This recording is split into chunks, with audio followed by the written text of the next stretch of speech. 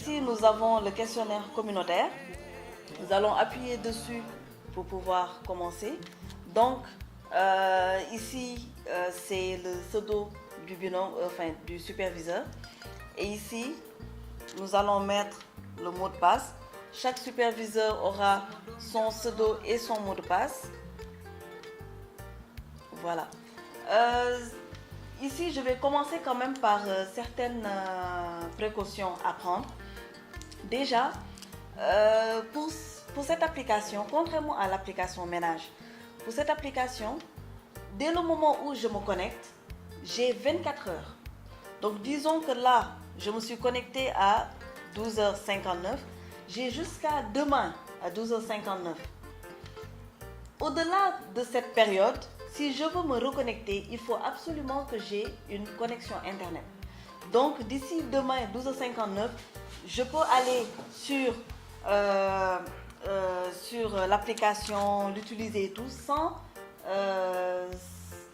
connexion Internet.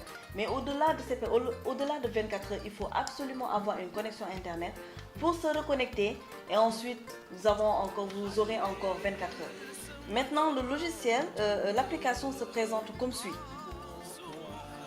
Ici, comme vous pouvez le voir, nous avons des appellations en anglais, mais c'est juste pour cette version. Toutes vos versions auront des appellations en français, donc il n'y a vraiment pas de problème à ce sujet-là. Alors, nous avons ici la partie verte. Ici, c'est démarrer, start. La partie verte, ici, c'est pour commencer, pour enregistrer les lieux d'apprentissage. Ici, cette partie bleu clair, turquoise, nous avons, ici se trouvent les données qui ont été enregistrées. Dans cette partie orange, nous avons des données incomplètes. Données incomplètes, cela veut dire que, après être venu ici, je commence à enregistrer un lieu d'apprentissage. Le directeur de cette école, je suis dans une école élémentaire, disons, le directeur de l'école a juste 1 heure, on commence l'entretien et là, il faut qu'il parte et tout. On se donne rendez-vous pour demain, disons. J'ai la possibilité de sauvegarder ce que j'ai déjà enregistré et ensuite, pour reprendre, quand je vais aller à mon nouveau rendez-vous avec ce directeur, je viendrai ici pour récupérer les informations, le formulaire que j'avais déjà commencé à remplir et le contenu. Donc, je ne serai pas obligée de tout reprendre à zéro. Et ici, cette partie bleue, ce logiciel, en fait, à chaque fois qu'il y a une connexion Internet, toutes les données qui sont ici, qui sont enregistrées, se synchronisent automatiquement. Et les données qui n'ont pas pu être synchronisées, surtout à cause de l'Internet qui est instable, lorsque la connexion Internet est instable, les données ne vont pas se synchroniser automatiquement, donc elles ne viendront pas ici. Et dans ce cas, il faudra faire une synchronisation manuelle via le serveur ici. Donc, pour éviter que les données soient synchronisées sans être validées, là, il est recommandé d'enlever toute connexion tant que les données ne sont pas validées. Donc, ce qu'on vraiment conseille, ce que nous conseillons à tous les superviseurs, c'est d'enlever toute la connexion. Par exemple, sur cette tablette, il s'agit d'enlever ici le Wi-Fi. Si nous cliquons ici et que c'est grisé, cela veut dire que la tablette ne va plus capter de Wi-Fi. Donc au moins, nous serons, le superviseur va être sécurisé. Et le matin, en commençant l'enquête, enlever la connexion Internet. Ensuite, le soir, vérifier toutes les informations. Ensuite, remettre la connexion Internet pour pouvoir synchroniser. Parce que si cette précaution n'est pas faite, si la connexion Internet est maintenue toute la journée, à chaque fois que des données vont être enregistrées ici, elles vont être synchronisées automatiquement alors que la vérification n'a pas pu être faite par le superviseur. Donc c'est pour ça que nous conseillons cette précaution, de prendre cette précaution. Donc nous allons commencer maintenant l'enregistrement du lieu d'apprentissage. Nous appuyons ici sur la partie verte. Enquête, nous appuyons. Le formulaire va se charger. Ici, la date de l'enquête, bon, par défaut, c'est la date d'aujourd'hui. Nous avons laissé cette information parce qu'il peut s'agir d'une entrée et tout, mais normalement, cette information est automatique. Donc ici, nous appuyons ici pour aller au suivant. Prénom et nom du superviseur. Ici, dès la connexion, c'est enregistré par l'application. Donc, il n'y a pas besoin de tout mettre, à moins qu'il y ait un changement. Mais normalement, il n'y en a pas. Donc, il n'y a pas besoin d'inscrire quoi que ce soit. Si on laisse comme ça, c'est déjà enregistré automatiquement. On appuie à suivant. Numéro d'identification, ça aussi, c'est automatique dès la connexion du superviseur. La date de la supervision aussi, de toute façon, cette information va être enlevée parce que par défaut aussi, c'est la date d'aujourd'hui. Ici, la région, il faut choisir la région où aller. Cette année aussi, contrairement aux années précédentes, aux enquêtes précédentes, les lieux d'apprentissage qui sont enquêtés ne font pas forcément partie du DER du ménage. Donc, le DER du ménage peut être .e, mais le lieu d'apprentissage va être ailleurs, à, je sais pas, Mermoz ou vraiment à Plateau par exemple. Donc, c'est pour cela que là, il faut vraiment faire attention. La région ne change pas normalement. Donc, nous choisissons, disons, Dakar. Dans quel département? Disons Dakar aussi. Ensuite, la commune Dakar. Ici, il faut choisir. Peut-être que l'enfant habite à Sicap Liberté, mais le lieu d'apprentissage, c'est à Plateau. Donc, il faut donner les informations du lieu d'apprentissage. Donc, le lieu d'apprentissage, disons que c'est une école ou un lycée qui se trouve à Plateau. Cette information, je passe parce que cette information, bon, je vais juste répondre pour pouvoir passer, mais cette information ne sera pas demandée. Donc, il n'y a pas de DER, de numéro de DER à inscrire. Numéro de téléphone du répondant, c'est-à-dire du directeur de l'école ou du responsable du DAR, etc. Ici, les numéros de téléphone doivent être sur 9 chiffres, mais disons que je rajoute, bon je me trompe, je rajoute et tout, je dis OK. Là, je veux passer. Là, il me dit que le numéro de téléphone doit comporter 9 chiffres. Si je mets un numéro de téléphone incomplet et que je passe, j'ai le même message. Donc ici, il s'agit vraiment de mettre une bonne information pour pouvoir aller rapidement. Voilà. Donc, les premières questions sont sur la localité. Est-ce qu'il y a un point de santé dans la localité? Donc, toute la localité, si c'est un quartier pour le quartier, ou bien juste une partie, ou bien il n'y en a pas du tout. Disons qu'il y en a partout. De l'électricité, est-ce qu'il y en a partout, ou juste une partie de la localité, ou pas du tout? Disons qu'il y en a partout aussi. Et de l'eau potable, disons qu'il y en a partout. Est-ce qu'il y a un service d'assainissement dans cette localité? Disons que c'est juste une partie de la localité. Toutes les informations sur les questions et les différentes modalités aussi sont expliquées dans le livret du superviseur. Maintenant, ici, c'est pour l'identification du lieu d'apprentissage. Donc maintenant, nous avons les informations qui concernent le lieu d'apprentissage. De quel lieu d'apprentissage il s'agit? Bon, choisissons une école communautaire. Les différentes questions, les questions sont différentes selon le type du lieu d'apprentissage. Donc là, il faut vraiment choisir le bon type. Numéro ou ID du lieu d'apprentissage. Cette année, l'équipe statistique va fournir au superviseur la liste des lieux d'apprentissage à aller visiter. Dans cette liste, nous avons le nom du lieu d'apprentissage, nous avons l'adresse du lieu d'apprentissage, mais nous avons aussi un numéro du lieu d'apprentissage. C'est ce numéro que le superviseur doit inscrire ici. Donc disons que c'est le numéro 1001.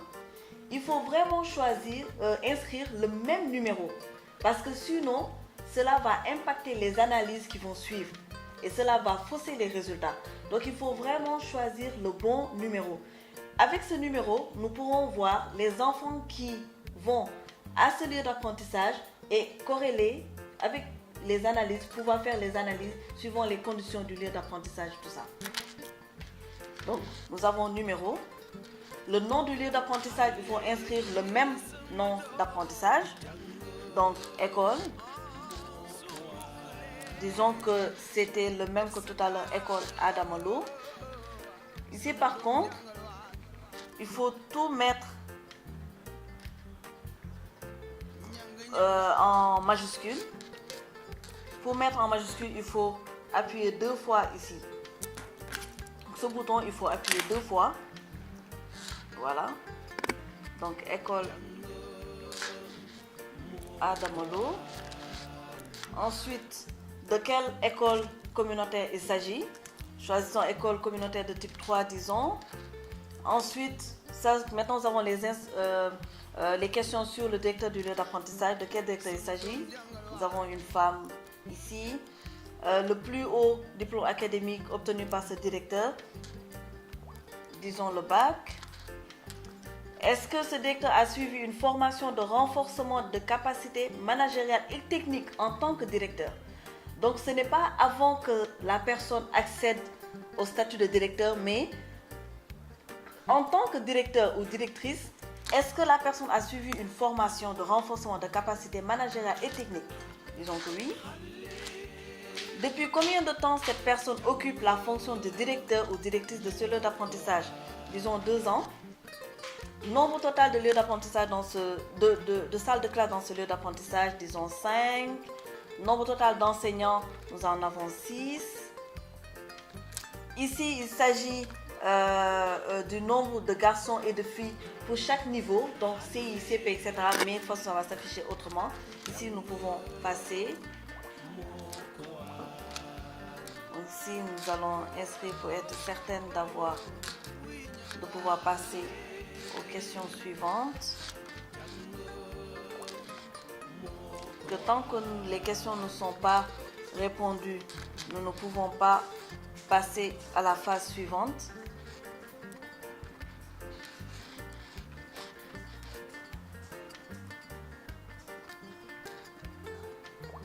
Là, je réponds vraiment au hasard avec des chiffres vraiment fictifs pour aller plus vite. Voilà, donc nous avons fini cette étape. Est-ce qu'il existe un internat dans cette école? Oui. Ah, quel est l'équipement principal de l'internat pour dormir? Disons qu'ils dorment sur des lits avec matelas. Est-ce qu'il y a une bibliothèque dans cette école? Oui. Est-ce qu'il y a des manuels didactiques pour les enseignants dans cette école? Oui. Est-ce qu'il y a des manuels pour la lecture dans cette école? Oui. Combien d'élèves partagent en classe un manuel pour la lecture? Y a-t-il des manuels pour les mathématiques dans cette école? Disons qu'il n'y en a pas. Est-ce qu'il y a des toilettes dans le lieu d'apprentissage? Disons qu'il y en a. Est-ce qu'elles sont fonctionnelles? Disons qu'il y en a. Il faut faire attention à ces 2 questions parce que si on répond non, il y a plusieurs questions qui ne vont pas s'afficher. Donc si on se trompe en mettant non, il y a plein de questions qui ne vont pas s'afficher alors que normalement il y a des toilettes dans cette école et que les questions devraient être répondues. Est-ce qu'il existe des toilettes réservées aux enseignants seulement? Oui. Est-ce qu'elles sont fonctionnelles? Oui. Est-ce que les toilettes des enseignants ont des box séparés pour les hommes et les femmes? Oui. Est-ce qu'il y a des toilettes réservées aux élèves seulement? Oui. Vous voyez ici maintenant on demande est-ce qu'elles sont fonctionnelles? Disons qu'ici nous répondons non. Ah, la question ne s'affiche plus. Donc c'est pour cela que je disais tout à l'heure que c'est vraiment important de bien répondre aux questions, de faire attention parce qu'on peut se tromper. Au lieu d'appuyer sur oui, on peut se tromper en appuyant sur non, comme les tablettes sont tactiles. Et à ce moment-là, des questions ne vont pas s'afficher alors que ce lieu d'apprentissage était concerné par ces questions. Et ça, c'est vraiment important pour les résultats, pour les analyses. Est-ce qu'elles sont fonctionnelles? Oui. Ici aussi, si nous répondons non, bon, la question, il y a des questions qui sautent. Donc, disons qu'elles sont fonctionnelles. Est-ce qu'elles sont séparées? Disons qu'elles ne sont pas séparées. Est-ce qu'il y a de l'électricité dans ce lieu d'apprentissage? Disons qu'il y en a.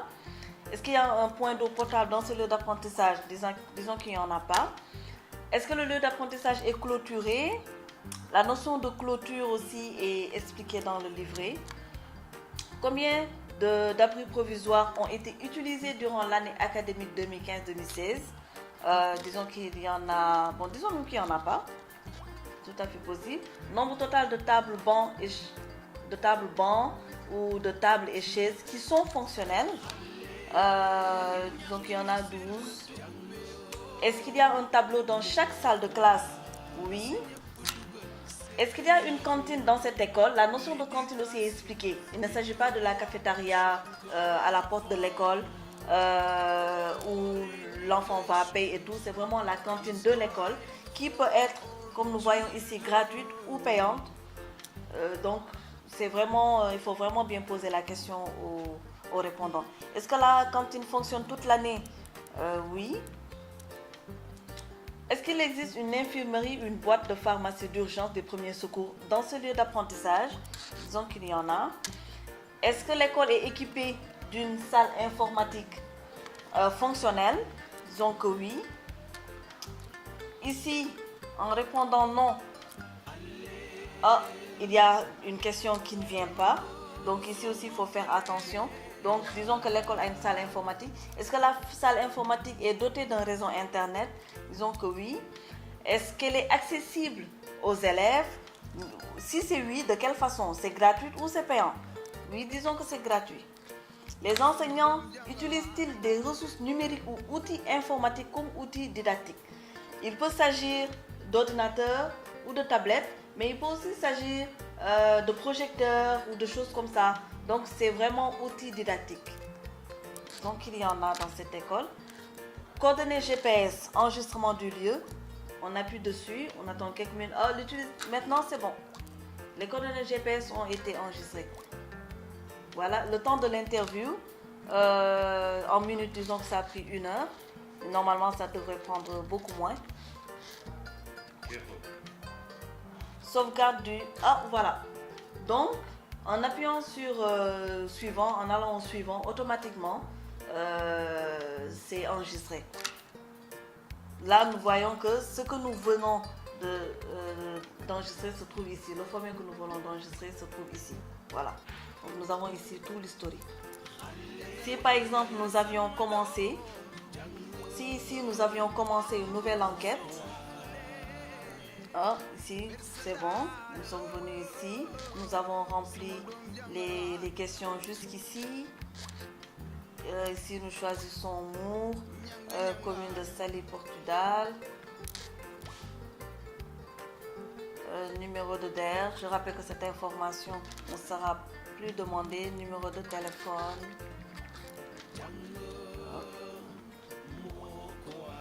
Voilà. Ici, nous voyons que, bon, le répondant nous dit que il faut revenir le lendemain ou l'après-midi parce qu'il est indisponible. Là, nous venons ici, là, en cliquant ici, il faut appuyer sur sauvegarder formulaire. On appuie sur sauvegarder formulaire. Le formulaire est sauvegardé. Donc maintenant,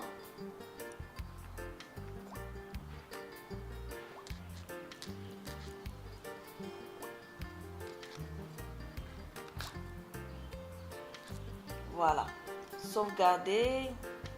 Donc ici, en venant dans la partie orange,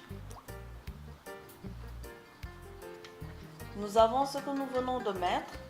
Donc toutes ces informations, il n'y a pas de réponse parce que nous ne sommes pas venus jusque là. Et puis là, nous voyons, on s'est arrêté ici. Donc nous avons ici notre formulaire incomplet. Donc, voilà pour l'enquête communautaire qui vient d'être, notre simulation vient d'être terminée. Bon, donc, comme nous venons de le voir, nous venons de terminer le questionnaire communautaire. Alors, nous avons fait le tour, nous avons utilisé l'application Ménage et nous avons aussi utilisé l'application communautaire. Donc, comme vous l'avez vu aussi, il y a plusieurs questions. La majorité des questions sont assez automatisées. Il y a juste une liste déroulante, il faut choisir.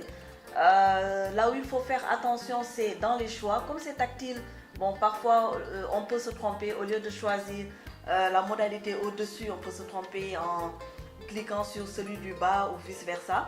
Donc c'est à ce genre de manipulation qu'il faut prêter attention quand même pour donner l'information précise et la bonne information aussi. Il y a des champs où il faut faire attention parce qu'il s'agit de saisie manuelle. À chaque fois qu'on dit saisie manuelle, vraiment c'est lumière rouge parce qu'il faut vraiment faire attention. Saisie manuelle, ça rime avec beaucoup de risques d'erreur et cela impacte les analyses et les résultats. Donc c'est pour cela que vraiment nous insistons tout le temps avec la saisie manuelle pour que vous fassiez attention. Et cette année, cela impacte aussi le travail du superviseur parce que dans le questionnaire ménage, dans l'application ménage, lorsque la saisie du nom du lieu d'apprentissage et de son adresse ne sont pas assez claires et précises, automatiquement cela va impacter le travail du superviseur. Parce que le superviseur va se trouver dans un département, le ménage, l'enfant va se trouver dans un département, et puis le superviseur est affecté à un département donné, disons, et puis il doit aller à un autre département, et parce que le lieu d'apprentissage à enquêter se trouve là-bas, s'il n'a pas assez d'éléments précis pour retrouver ce lieu d'apprentissage, cela va être vraiment compliqué pour lui. Alors que normalement, le tout ne devrait pas prendre beaucoup de temps. Et ce genre de situation va se poser, notamment à Dakar, où un département, par exemple, le département de Dakar est très grand. Il y a beaucoup de DR. Donc, c'est vraiment possible que ce genre de situation se rencontre là-bas. Donc, vraiment, nous insistons sur ce genre de précautions à prendre. Parce que l'application peut faire beaucoup de choses, mais ne peut pas tout prendre en compte. L'application ne peut pas deviner le nom du lieu d'apprentissage et son adresse. Et c'est pour cela que vous êtes obligé de les saisir, mais il faut les saisir avec énormément de précautions et sans erreur. Donc voilà, en espérant que ce didacticiel va vraiment vous aider et vous accompagner dans l'utilisation de ces applications.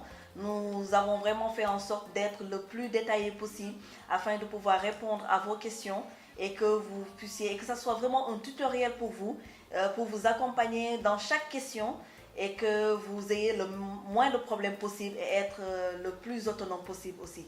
Donc merci et bonne chance pour vos enquêtes. Merci beaucoup.